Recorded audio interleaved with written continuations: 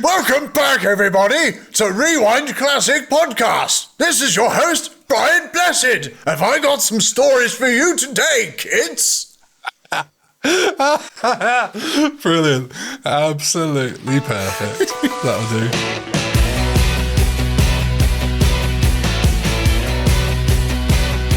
Welcome to part 2 of the Rewind Classic Movies podcast about Flash Gordon.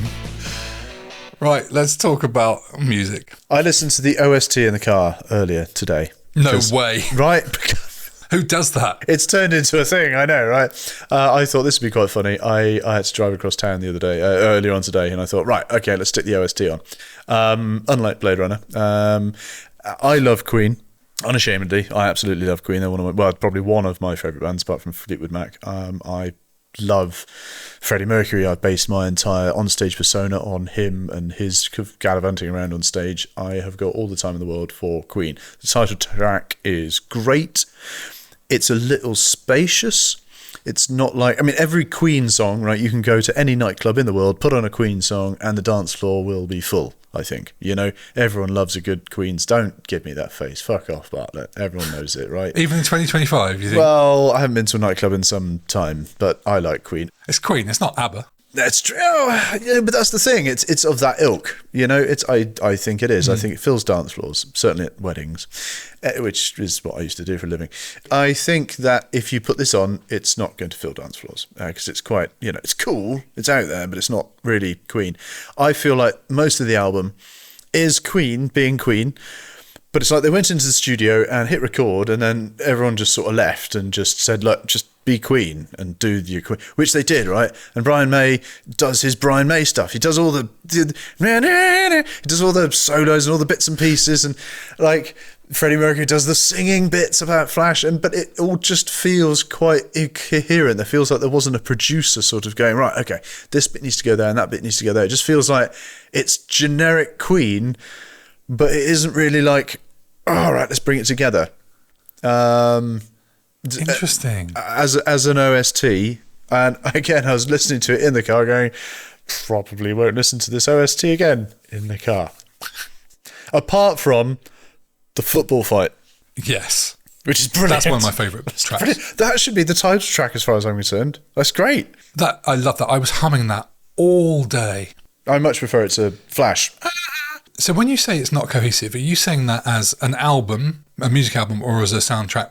As in the score of the movie? I'm saying that as an album.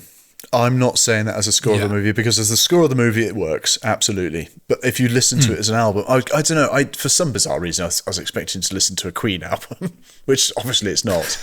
But it's not. It's not at all, not at all. It doesn't work as listening to an album. It really doesn't. I would go as far as say you're being unfair on it to try and judge it as a Queen album. I'm not judging it as a Queen album. I'm not. No. I'm saying, I'm literally giving it as an OST to listen to it in your car. You can't.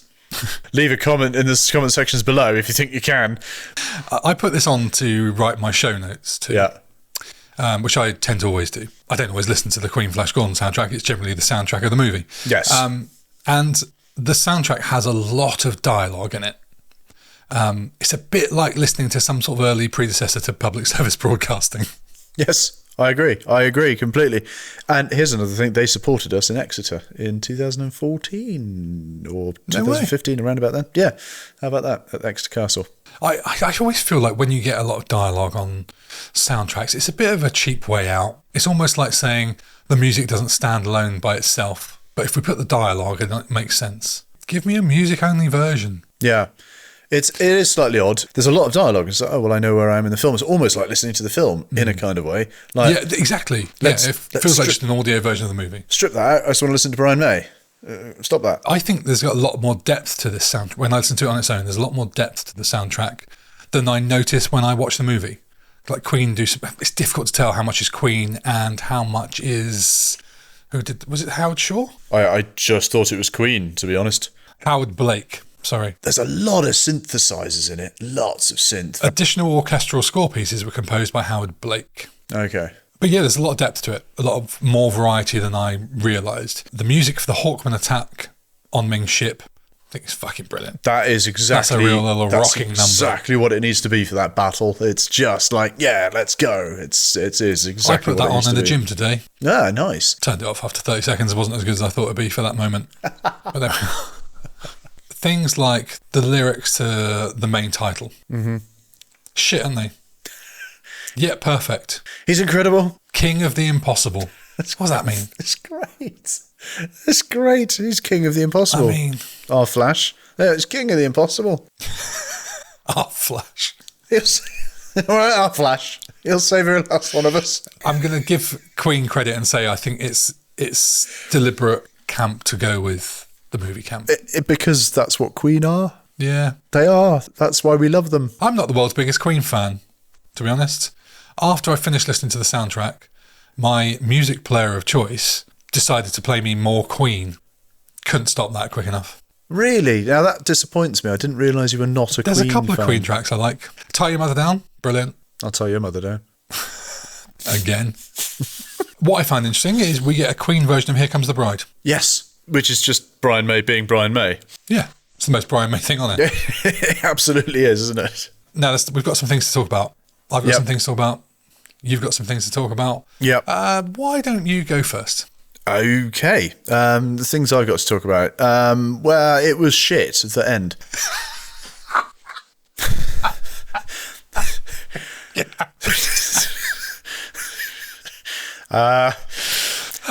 That's what I've got. No, that does surprise me, but at the same time, my partner lasted about 1 minute.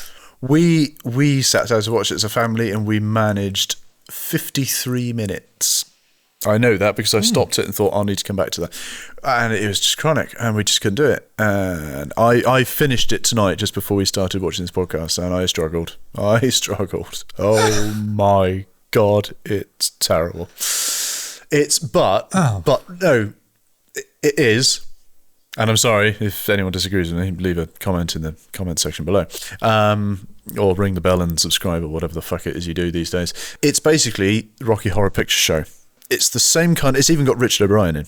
It's the same kind of bonkers sets, costumes, camp music, but it's not a musical. Right now, I love the Rocky Horror Picture Show, and I was talking to you recently when we did a big long chat when we were in the same room as each other about our favourite films, and I can't believe that I didn't think of the Rocky Horror Picture Show, because it is my favourite film and also stage production of all time. I love it so much. I love musicals anyway. It's camp and over the top. Every song is fantastic. It's just ridiculous, and this film for me is Rocky Horror Show but in space. But it's not good, sadly. It's when Flash is getting executed and he walks out in his pants. Even that reminds me of the character Rocky Horror, who's just like standing around in his pants, and he's got the Greek god thing going on. Blonde hair, very Aryan, got straight, like really big chest, abs, the lot. Oh, wow, same thing in the Rocky Horror Picture Show. Do me a favour and watch it at some point, if just to compare it to this film, and you'll see where I am with it for sure. I do love the musical. Aladdin. Yes. The Bodyguard. I've never seen The Bodyguard. Great Showman. Hated Les Mis. I'm not a fan. Yeah, they're creeping around going, I must be quiet, someone will catch me. Fuck off. Don't sing that bit. Whisper that bit. But going back to your Flash in tight, sexy black pants, I liked that. For me, I really liked that during his execution. It's like a nice reverse sexualization. Yep. Here's a sexy guy. We're going to strip his clothes off. And kill him. In a movie that has its fair share of sexuality. Yes. And kill him. Yeah. I thought that scene, despite its visual sometimes, that was a very sincere scene. And the way Dale gets upset about his death, I thought was, I won't say it was moving, but it was moving in that direction. Mm-hmm. And then when the yellow smoke comes out and Flash is dead, it feels like it's about to go all a bit sort of 1960s Batman of, what will happen to Flash Gordon? Is there a way out? Tune in, same time, same Bat channel. It's got that kind of, well, how's he going to get out of it? Because it does look like they've killed him. Holy Flash Gordon, Batman. Flash Gordon's dead. Yeah. I thought the death scene was really powerful. It's almost a shame they undo it so quickly. Yeah. Go on, you go. Just after the character Dale has managed to switch places with one of the slaves in the harem after she managed to drug one of the slaves and she falls asleep instead. She walks outside and hides behind a wall, right? And one of those sort of like, the red with the gas mask on is walking around with this gun. She hides behind the wall and goes, "Psst, hey, over here." And the red guard with the gas mask turns around and goes, "All right." And it's like a computer game. So I don't know, any computer game you play, like the Assassin's Creed or something, you can hide in like hay bales and whistle at anybody to try and attract them, and they sort of stop and go, "What's that over there?" And they walk they walk over and investigate the noise, and then you kill them. And it's very much like that. And he sort of turns, walks over, and I just wonder if these computer game designers who have designed these computer games have watched this film and gone, "I'm going to make a guard that walks over like this." And then she goes to the other side of the wall and goes, "Over here." And he's like, "Over here." And then she kicks the gun out of his hand. And he goes like, and almost like he's waiting for the next attack. They've rehearsed it like once. And it's like, "Okay, I'll do this, and then I'll go like that, and then you can hit me, and then I'll go down." And that's exactly what she does. And they've got this weird noise that it makes, and it's like, and then it falls down, but it's just so shit. And I had to watch it like 2 or 3 times just to make sure that it was shit. But no, it is shit. It's just really bad. It's like you could rehearse it just a few more times and make it a little bit more realistic, but you didn't. And it shows. It is just crap, man. It sounds like a dying horse. Yeah, absolutely. Not that I know what that sounds like. I mean, imagine making a film like this now. I mean, you couldn't. You wouldn't. You'd get laughed at. I mean, I know that it didn't do particularly well, and I know that there was a golden raspberry involved. It wasn't like well received, and I know it turned into a cult thing. But Christ, imagine making this now. There's no way. There's no way. Funny you say that. Oh God, no, really? We'll talk about it. Oh Jesus. Knowing how much they had to improvise, I look at it slightly differently now. Yeah. And think, bloody hell, they did well. Yeah. But then they're making it for $20-something million, which is a lot of money. It is. Even back then. For 1980, that's a lot of dosh. Do a better job. I mean, most of that must have gone on the sets and some of the names. I mean, Star Wars was better than this. Easy. You know? Speaking of Star Wars. Go on. I've got a little section called Star Wars Connections. Okay. There are some interesting things to say about this and Star Wars. Ding, ding. The history of this is George Lucas, director, creator of Star Wars, wanted to originally do Flash Gordon the movie, and he inquired about the rights and all this kind of stuff, and they wouldn't let him do it. So he went, "All right, fuck it, I'll make my own." Right. And Star Wars was born. I mean, that is nuts, isn't it? If they'd let him make this film, Star Wars wouldn't exist. Imagine. I try not to. That's too horrific to think about. I could have had Flash Gordon instead of Star Wars. There's plenty of like visual influence that they took from Star Wars for this. Brian Blessed would voice a character in the prequels, a big fat lizard bloke, funnily enough. He does that, literally. In the prequels, when you say the prequels, is that that's The Phantom Menace. The Phantom Menace and all that. 1999. Yeah. What is he? Which one is he then? He played a character called Boss Nass, who was the leader of the Gungans on Naboo. Okay. The underwater people. Is that the guy who can't be the force doesn't work on him? Oh no, the underwater people. I know. The big fat. Yeah. Is that Brian Blessed? No shit. Yeah. Max von Sydow would play a really nice old guy very, very briefly in the 2015 The Force Awakens. No way. Kenny Baker's apparently in this. Can't tell you who he is. I'm going to take a guess, though. He's one of the little short people.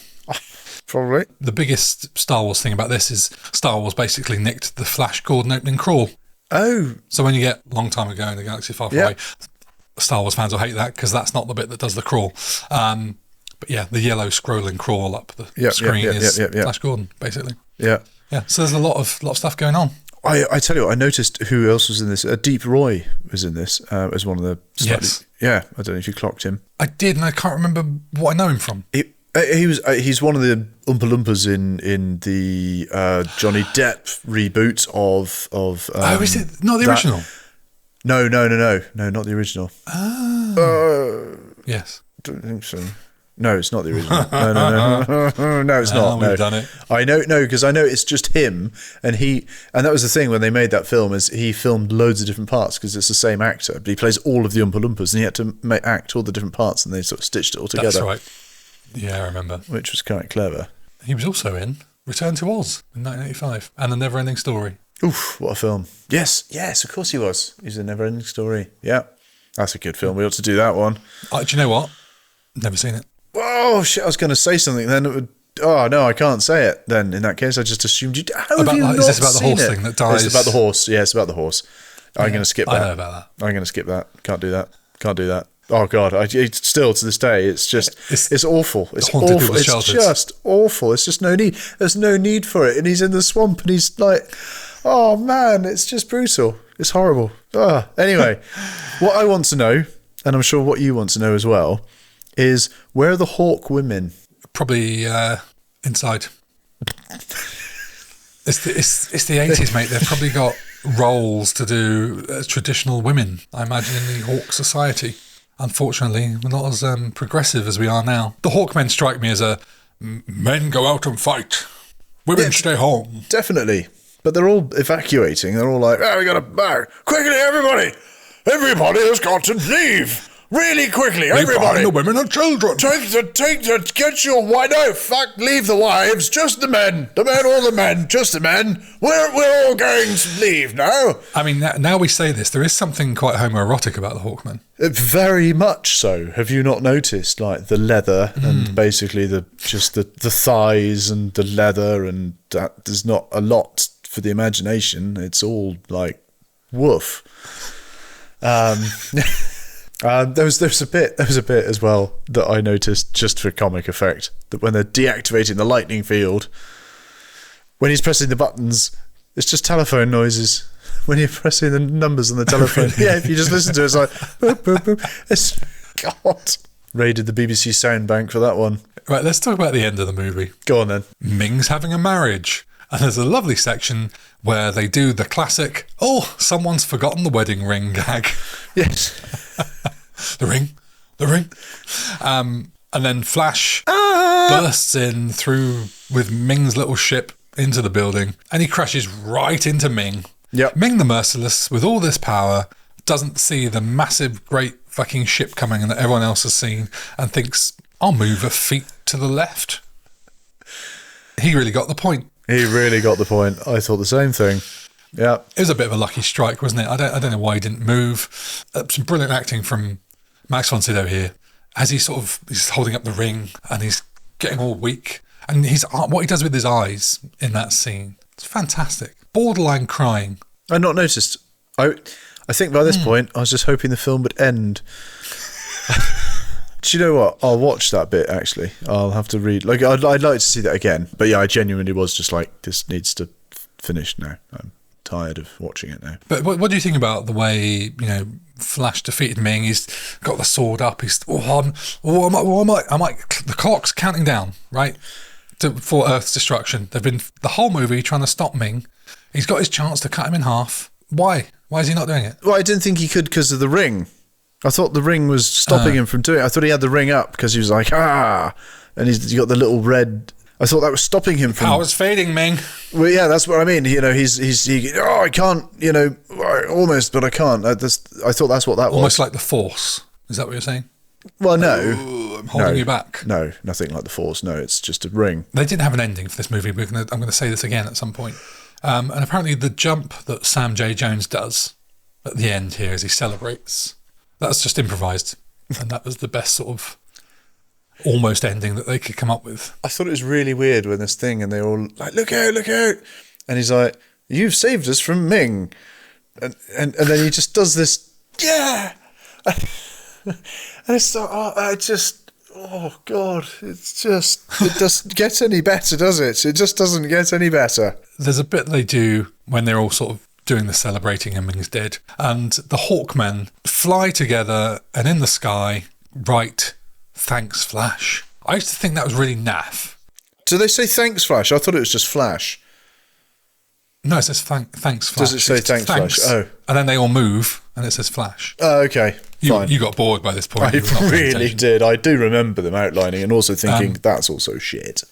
And as I watched that, I thought I almost got a bit emotional, thinking, God, they're just really grateful to Flash for changing their lives. He's done such a great thing. And then it cuts to Sam J. Jones, and it looks like he's got no idea what's going on. It looks like they've gone, Sam, look over there for a minute. We need a reaction shot. And he's just sort of like it's just clueless. I didn't notice that. That was funny. What did you so the ending where we see Ming's hand and Ming, oh no, we see the ring, don't we? Yeah. And the black gloved hand comes in, picks up the ring, and it says the end. Question mark. Right. Dum dum dum dum dum dum dum dum dum dum dum down down down down. There we go. Yeah. That's the end. What do you think of that? I mean, it's setting it up for a sequel. They obviously thought a sequel was coming, and whatever gloved hand that is. I'll see you again, Mr. Button. Yeah. And that would have gone then that he's got the ring, and then he's going to go after Jack Burton with the ring. But no, obviously someone's taken the ring, or I don't know, maybe Von Sydow's been reincarnated, or I don't know. It's setting it up for a sequel, which never happened, and I'm sure you're probably going to talk about, or something that might be happening shortly, if I understand from what you were saying earlier. Well, maybe. I have to tune into the fast forward.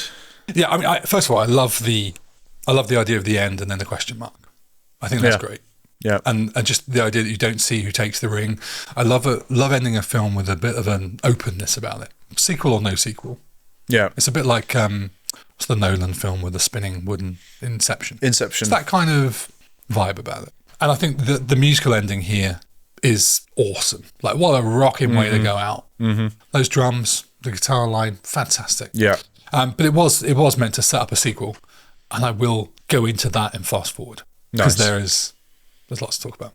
But the ending was meant to be very different, and I'll say most of that for fast forward for two reasons. One is there's a lots lot of of extra stuff to talk about that we don't have time for, and another is I don't quite know what I'm going to talk about on fast forward yet, so this will be really helpful. But I will say it was wacky as fuck, and it involved Dale turning into a giant spider. What? And many Clytuses. Oh my God. I think the black gloved hand was meant to be Clytus. There you are. I loved how he died. Have I whet your appetite? I just loved his death when he got impaled on those spikes. We haven't even talked about his death. And then his eyes just pop out and his tongue come out. Ridiculous. It's hilarious. It's creepy, and it's almost out of place. Yes. In its goriness. Yes. Let's talk about some favourite scenes and favourite lines. We'll go straight here into that table fight. I really like it. The fight itself between Flash and Prince Baron is kind of brutal, kind of genuinely threatening. And apparently, like I was saying earlier, it was genuinely kind of dangerous. They were saying that the whips themselves were kind of proper whips, and Timothy Dalton said they had to rehearse it because if they'd improvised it on the set, they'd probably kill themselves doing it. So it was very planned out and choreographed with all the tilt and the blades and all this kind of stuff. Yeah. So I think visually, from a story point of view, I think that's actually a genuinely tense kind of moment, kind of a bit different as well. Don't see that in every movie, a tilting table with spikes on it. I love that kind of 80s wackiness. And it's during this scene that we get the absolute classic line, which didn't dawn on me as being hilariously camp until I saw it in that little cinema with Mike Hodges and that little audience.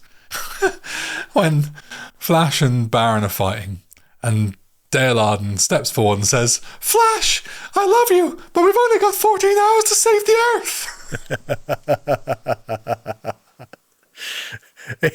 How did I not find that funny? Right.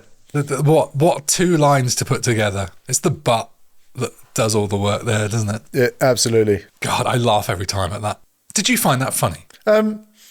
I just found it just bad. I mean, funny, yes, because it's just bad. And I think the thing is, I don't quite know where this film is just bad and where it's just bad because it's funny, or funny because, where the line between camp and just being very silly and like Austin Powers kind of like a spoof, or just, oh God, no, it's just not, it just doesn't work. And yeah, I remember when she said that line, I just felt a little silly. It did. So no, I didn't really find it funny. What did you think about the moment when Flash saves Baron? Because I thought it was I lovely. quite liked that. But when he turned around and said, "Wherever you go, I will follow," it just felt like, oh, mate, no, that's too much now. Like, literally 30 seconds ago, you were trying to kill each other. A handshake Well, he's with just saved his life from falling off a table into nothingness. I know, but also, like, just, yeah, let's go and get the bad guy. Yeah, there's no, wherever you go, I think you're I right. will follow. As they've laid out in this film, they've never seen anyone be selfless before, AJ. He's a different kind. He's built differently, this Flash Gordon. He does, yes, because Top Hole says, humanity. What are they doing? What's going on? He's bloody done for. That's humanity. Oh, God. Then we get Clyde. I love Clytus's arrival. I think that's great. And then he gets thrown on the table. Just waltzes in. You can't touch me. And then he gets touched. And it's just great. He comes in with no security. Yeah. Nothing. Yeah. And then we get a brilliant moment where Brian Blessed just completely fucks off and abandons them, only to do what I call a Han Solo later. Ding, ding. Oh, really? Well, he does the whole, I don't give a fuck about you. I'm going to save my own skin. I don't know. And then, of course, comes back to save the day. Oh, does he? I don't know that. No reward is worth this. I've never really seen Star Wars with any... Fuck's sake. I mean, I've seen them, but I've not really seen them. I've got 3 more favourite scenes I want to talk about before I get on to favourite lines. Go for it. I'm feeling like I'm starting to lose my voice from being so passionate and talking so long about Flash Gordon. I love how passionate you are. It certainly makes up for my lack of passion. It's doing all the Brian Blessed impressions. More! I know. They really take it out of you doing all the Brian Blessed. Yeah, I don't know how he does it. The American football fight. I love this scene. Yes. Early on in the movie. It's great. This is one of the most memorable scenes in the movie. When I think about this film, this is one of the first things that comes to mind. We talked about what a great song it is that goes with this, that was humming all day. Great action, really good fun. Brian Blessed just bonking that guy on the head. Fantastically camp, brilliant reaction. Yeah, it's a bit... It is. I hope the Emperor didn't see that. As is the little guy poking the bloke with his little sword. Yes. In the bum. Yes. This scene was changed on the day when they realised that the eggs looked like American footballs. Ah. And that suited Flash Gordon's character. Totally. Otherwise, it was just going to be a fairly straightforward brawl, I think. But then they added the whole...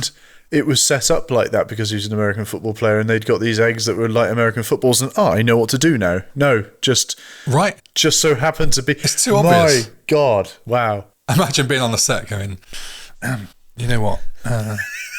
Those eggs look a bit like American footballs. What if he just chucks them at their heads? And we do a whole scene about it. Wow. Fucking hell. And that whole opening scene at Ming's Palace, they were filming that for 6 weeks. Brackets, according to Brian Blessed, who on the DVD makes a really big thing about how he loves dwarves. Right. What all these little people about? I love them, absolutely love them. But I'd love to see these special features. I'd love to see the extras. Oh my God, that sounds hilarious. Oh dear. 6 weeks. Look, did you enjoy that scene? I did, very much. Yeah, I did. I mean, not very much. Would you like to have been filming it for 6 weeks? No, hell no. I can't believe it took 6 weeks. Jesus, whole films have been made in less time than that. That's mental. There's no way. There's no way that took 6 weeks. A week's tops. This next scene I want to talk about that I think is a favourite scene of mine. I think you'll enjoy it. I've got a feeling you're going to have good vibes about this. And it is the Dr. Zarkov brainwashing scene. Mm-hmm. This is such a dark, sort of powerful scene as they're going through his memories and wiping them. And I love how his breathing slows as he gets younger. And I really remember this scene vividly, even before I thought about it again. I was like, I'm looking forward to that scene. That was really good. What do you think of it? I liked how he was going back in time to when he was born. Down to the point you could hear his parents having sex at the end, which is quite funny. Oh, could you? Don't you hear? Did you not pick up on that? Oh, I'll have to rewatch this again. When he's gone back and you can see the embryo on screen, you can hear this passionate lovemaking. I thought that was a heartbeat coupled with his mother giving birth. Interesting. Okay, I'll have to have another listen. Might show a little insight into our minds there, Adrian. Perhaps it does. You pervert. Right. Well, but it makes sense. The the concept of fertility and fertilization, and that's when life happens in that act, and he's effectively that's been taken away from him now. So that's where my mind went, actually, rather than being filthy. What I want to know is what happened to his wife in the pool. It sort of looks like maybe she drowned. I reckon she definitely drowned, but you don't really know. Obviously, it all went a little bit south with him, and we know he's a failed scientist at NASA, and you see him like failing, and you see this pool, and it is quite dark. It is quite dark. There's a whole movie there for me. Yeah. I'd kind of be interested in seeing the Hans Zarkov story. Yes, his backstory, how he got here. I like the detail of his research being why they targeted Earth in the first place. I'd never picked up on that before. Yeah. But they say to him, if he hadn't have discovered that they were there or something, that they wouldn't have targeted Earth. That's right. The Emperor was saying that we always look for something, and if it meets these criteria, they're stupid and can be left alone. But something happened that proved to be a threat. There's also a line in here that I think you'll appreciate. Was it the one I messaged you when I was watching the film? And you see obviously the war, and there's a brief glimpse of Hitler delivering his speech, and Klytus, sorry, is this one should promise.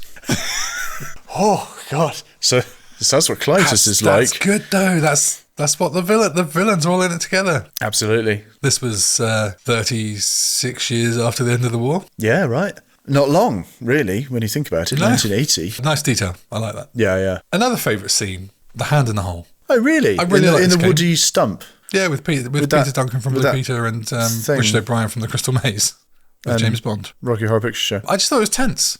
I thought the way that Baron changes the rules and Flash's little fake out was great. But I just like the game. I think it's a nice sort of different kind of thing to be happening in the movie. Okay. I also like what happens afterwards, like the little chase and that whole environment. Flash drowning in mud looked not fun. Yeah. That creature that he sort of ends up on top of. With the creature with his tentacles, and that was quite cool. Yeah, that was horrible, but in a good way. Like it was convincingly grotesque, I thought. Yeah. And at this point, I started thinking, because it looks like that monster's killed Flash, right? And at this point, I'm thinking there's a lot of fake out deaths in this already. Mm-hmm. You know, we've sort of already had Flash be killed once. We've sort of lost Zarkov and had him come back again. Flash thought died with the creature with his hand in the hole. Now he's sort of almost been killed by the creature with a grotesque big fat belly or whatever it is. Yeah, almost too much. Yeah, I don't know. I was bored at this point, I must admit. Yeah. Give me a favourite line and perk this up. Fuck me. God, I'm so sorry. Oh yeah. Use your fingers next time. Or Nella says, out of context. Or Nella says to Jones when they're in the spaceship and he's driving and she's trying to teach him, and she just says, "Use your fingers next time." This is after. I think she's just done what I said was the Roger Moore line of gently, darling. Yeah, gently, darling. Yeah, use your fingers next time. Yeah, yeah. Do you think that's a deliberate little innuendo? I think it's a double entendre. What do you think it means? I don't know. Just be gentle with the stick. That's the instruction. What's the message? Well, I mean, it means that next time you staying on Aura. Yes. Flash. So they're in Arborea, and Flash says, I think he just does it openly to whoever's there. Just says, "Does anybody ever trust her twice?" Yes. Just after she's moved on to about her fourth man in 20 minutes or something. Yes. And it was just such a great line because Flash is so innocent and so naive, but at that point so perceptive. Doesn't he do that almost fourth wall as well? I think he might almost look to the camera.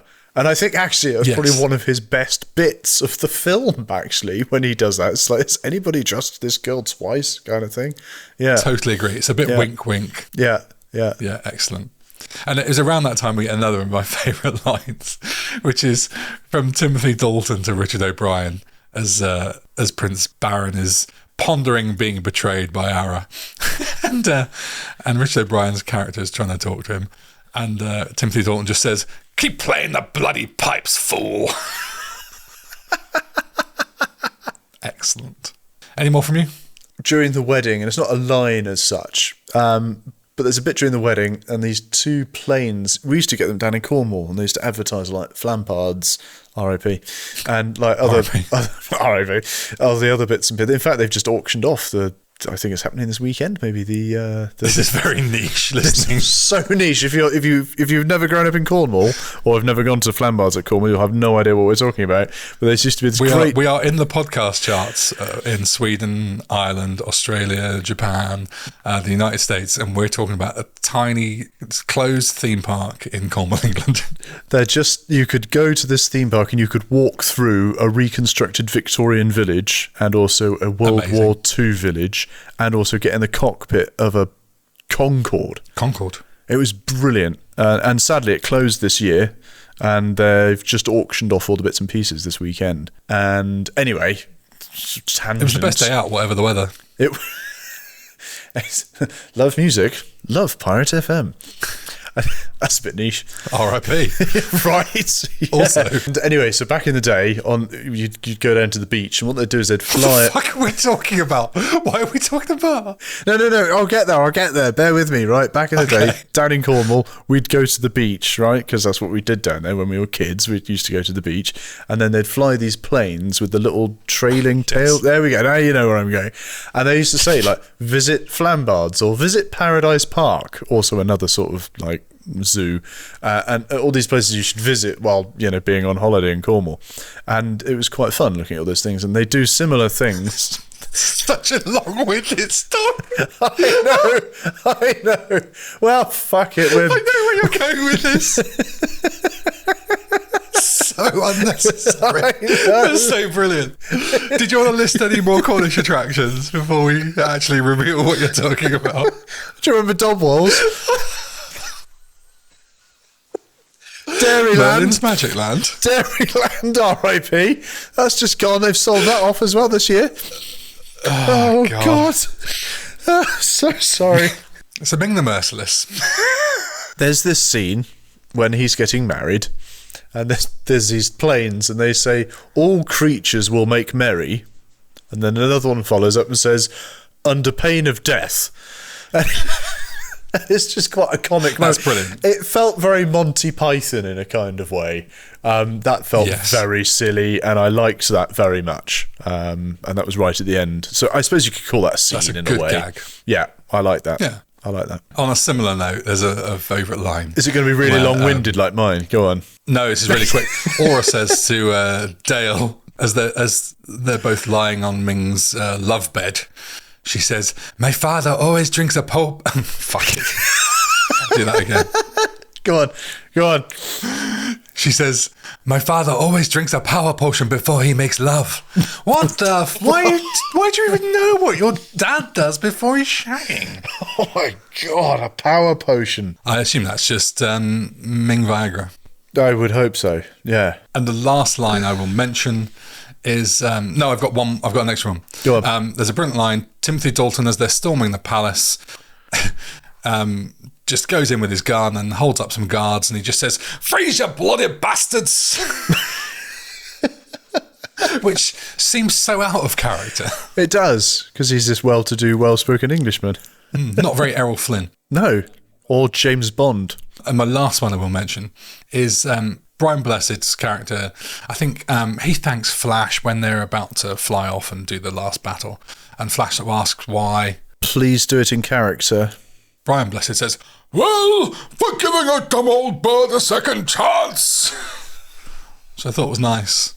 And of course, that goes in hand with dive. The dive is outstanding. Dive. I used to think he was saying die. Oh, yeah. I could forgive you for thinking that. There we are. That's all our favourite bits done. You didn't have many. I had very few. I had to scrape the barrel for those as well. I can hear a dog toy being annihilated. I can. Die. That's my dog. I thought it might be your dog. Probably biting my partner, and that's the squeaking noise you can probably hear. I thought it sounds very similar to one of those red gas masked men going down after being shot by a laser gun. Do a quick bit of trivia. Go on. God, I can hear it now. And now it's all I can hear.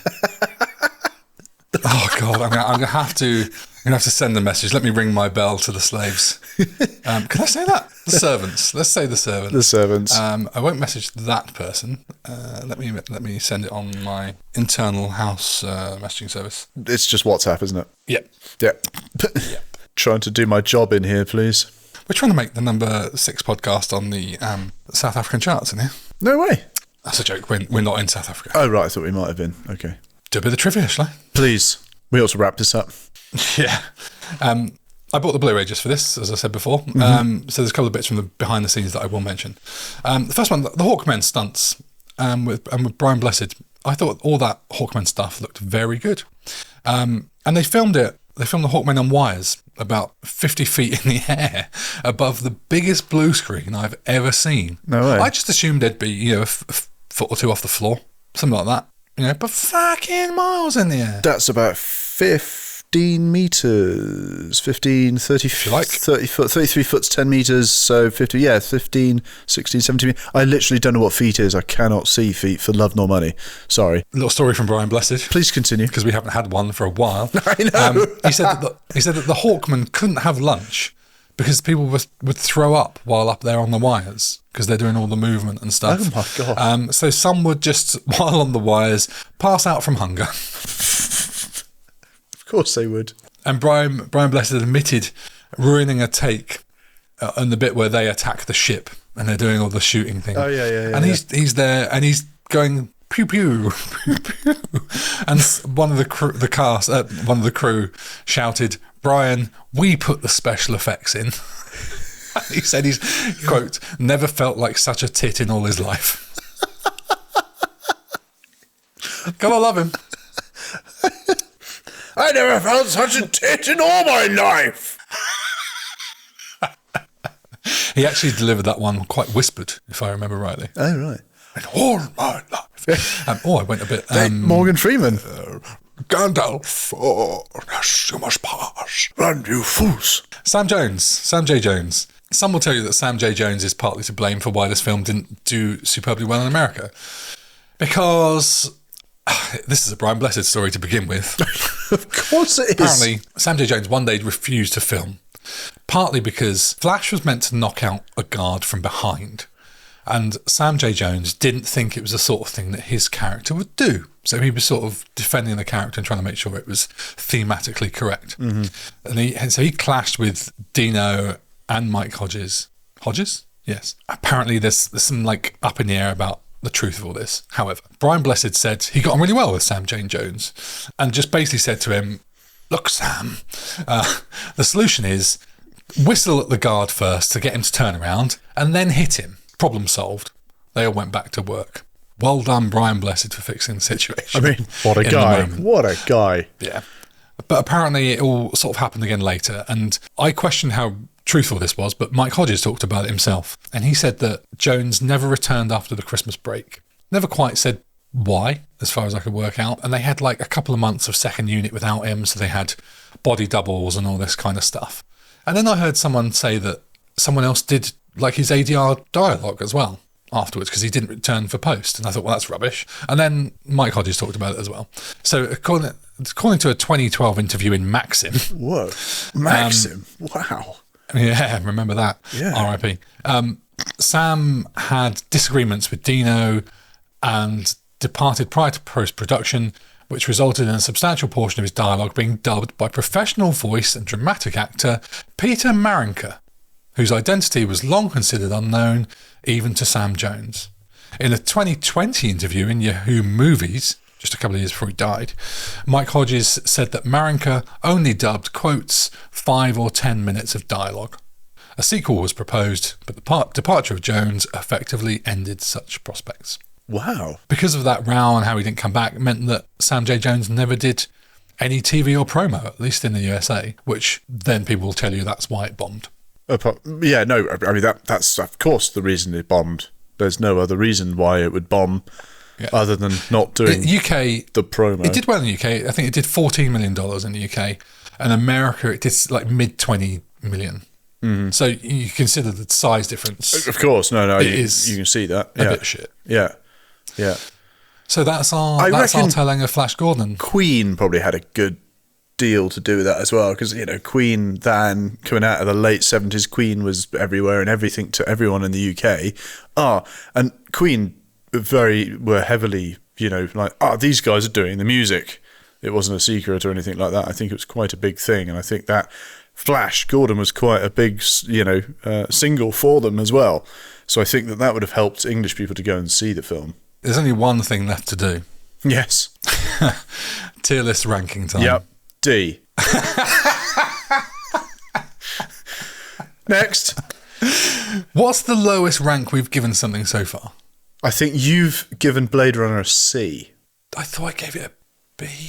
Maybe you did. I don't remember. I did think, actually, maybe I'll give this film a C, just because the stunning, bombastic sets and the wonderful clothes and all of that, and Brian Blessed for being the man that he is. But no, actually, I just can't.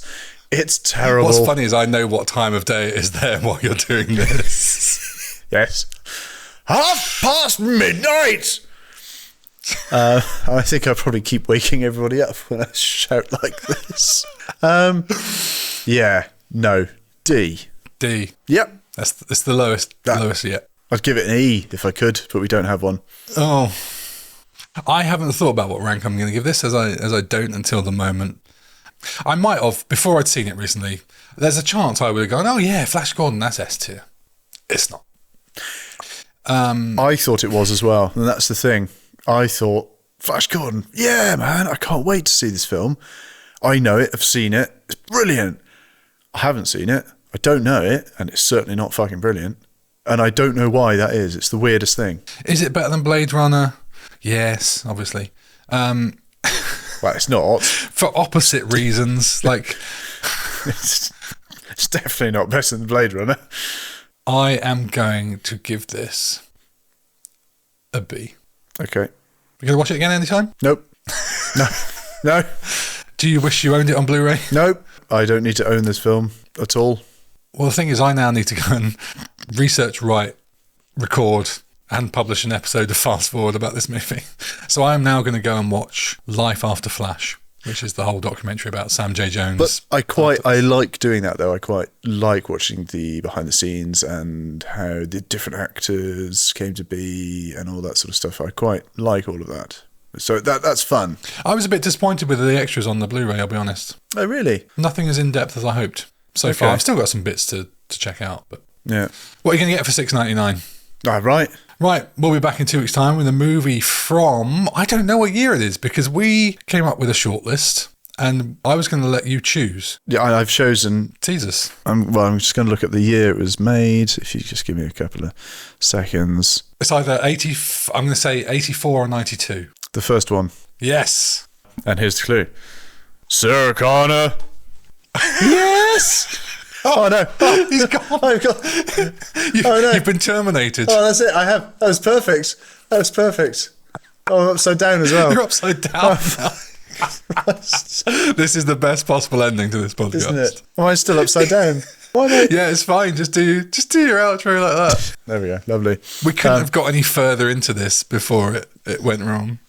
So that's what we're doing. Yeah. What? Oh yeah, we don't say it. We don't. Yeah, no. I'll give it away. I'll give it away. But anyway, please leave a review on your podcast platform of choice. You can find us on YouTube, Instagram, Facebook, and TikTok at Rewind Classic Movies. If you want to drop us an email, it's rewindclassicmovies@yourmumshouse.com. Or gmail.com. Gmail.com, yeah. Great. Yeah. Sorry. Trying to be funny.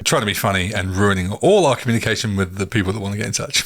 In the meantime, if you want to listen to more things about Flash Gordon, I'll be doing a fast forward episode to look at what happened after this movie came out, which includes... It'll be incredible. The sequel they plan to film straight after. I thought you were going to do like a musical interlude in between every bit. Oh, no.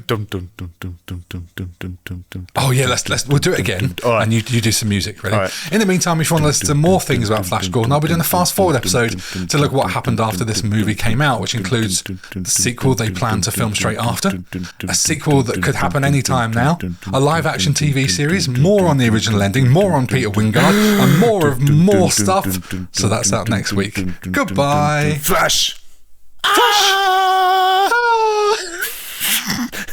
Say goodbye, AJ. Bye, everyone. Love you. Bye.